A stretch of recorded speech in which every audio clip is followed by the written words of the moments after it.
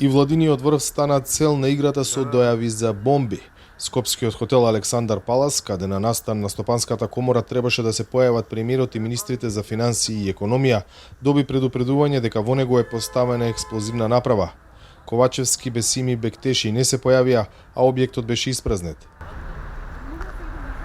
Истото се случи во најголемиот скопски шопинг центар, на градскиот стадион, во спортската сала Борис Трајковски, во 10 училишта. Дојава доби и меѓународниот аеродром Скопје. Објектот беше неколку часа блокиран поради полициските проверки, а сообраќајот беше запрен.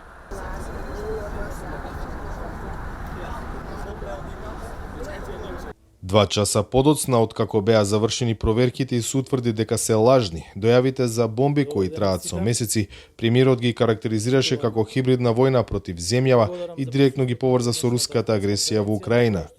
За очекување дека ова е дел од она што се случува на континентот во Европа. Вие и доколку го гледате,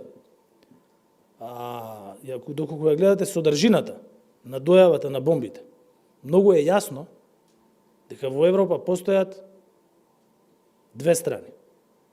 Едната страна, која што вели дека не треба државите сами да го определуваат својот демократски пат, како што тоа е ускратено на Украина, и друга страна, на која што ние и припаѓаме, страна која што припаѓа на демократскиот свет, страна која што е членка на најголемиот одбранбен безбедносен сојуз во светот, тоа е НАТО, и страна која што е составена од држави кои што се членки на Европската унија или држави кои ќе станат членки на Европската унија, како што тоа ќе биде нашата држава. Како аргументи дека дојавите не се само изолирани несолени шеги на поединци, Ковачевски ги наведе нивната бројка, опфат, интензитет, цели и, како што рече, примерок на повторување и во соседните земји. Образложението на полицијата дека е многу тешко да се влезе во електронската трага на сторителите за опозицијата не држи вода. ВМРО ДПМН бара одговорност од првиот човек на МВР.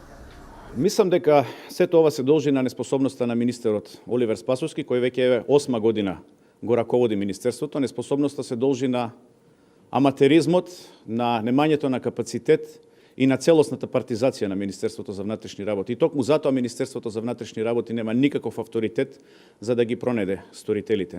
Неможноста да се спречат ваквите дојави ги принуди надлежните да алармираат и да се обратат до НАТО.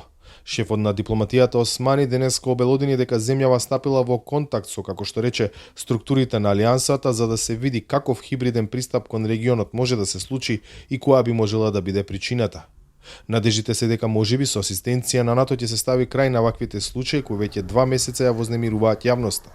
Само вчера имаше дојави за бомби во 49 училишта во Скопје и во Куманово. За Гласот на Америка од Скопје, Владимир Мирчевски.